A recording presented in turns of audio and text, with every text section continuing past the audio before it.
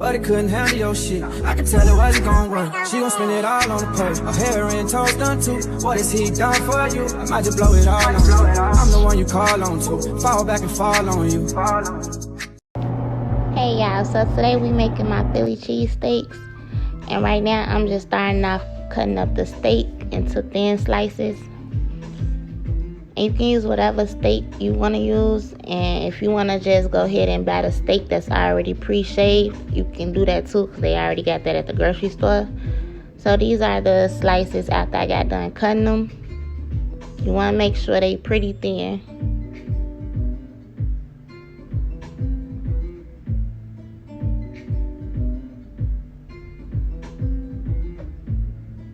Okay, so right now I'm gonna go ahead and put some olive oil in my skillet, and the skillet is on medium high. And once you start seeing your oil get up hot, you want to start putting your meat in.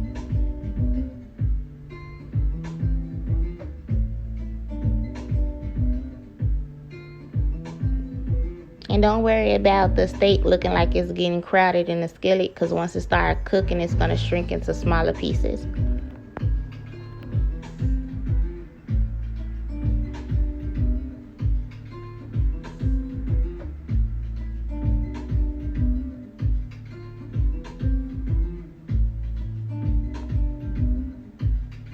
Alright, so as you can see, it's cooking and it's still on high heat. So once it's starting to brown, you want to start seasoning your meat.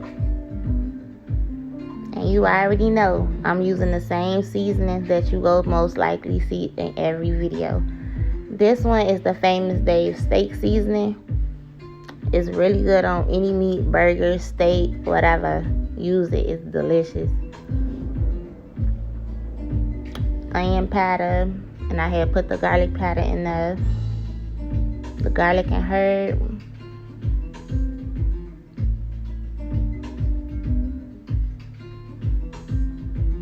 And that one, that's a chipotle garlic. It's real good too. It got multiple seasonings in it. And you can get all these seasonings in your local Walmart, or probably all your grocery stores should have them.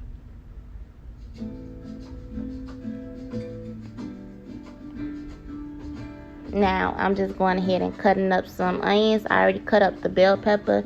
You want to make sure they in thin slices. Make sure you cut them in strips.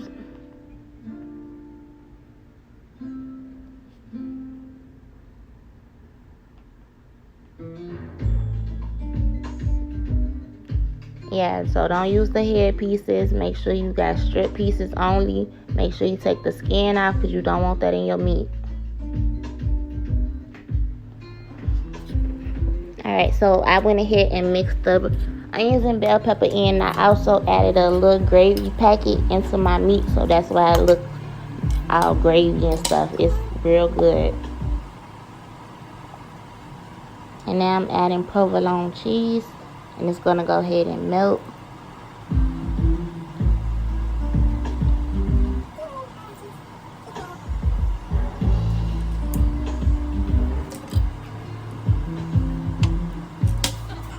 Okay, so while your meat melting, you want to go ahead and start putting your bread in. And right now, that's just some butter and some minced garlic. And it's just toasting the bread and giving it a little garlic flavor.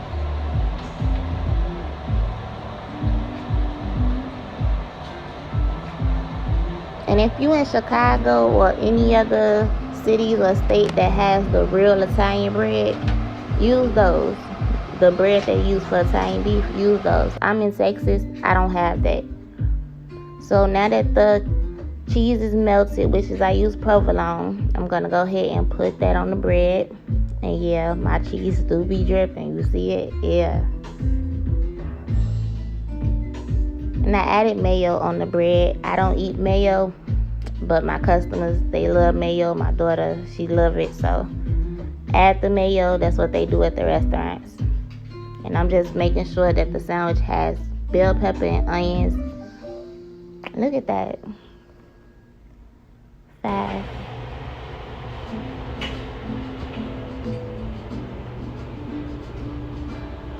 So go ahead and try that, y'all. Make sure y'all add that gravy packet to y'all meat. It's gonna give it a whole different feel. Like, it's gonna taste so good. It's gonna hit different. I'm trying to tell y'all.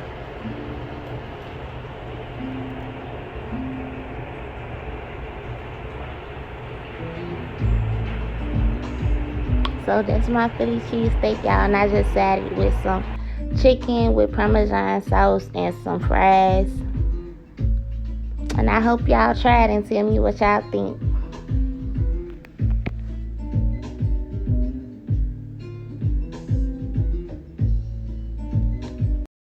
Fall back and fall on run with you.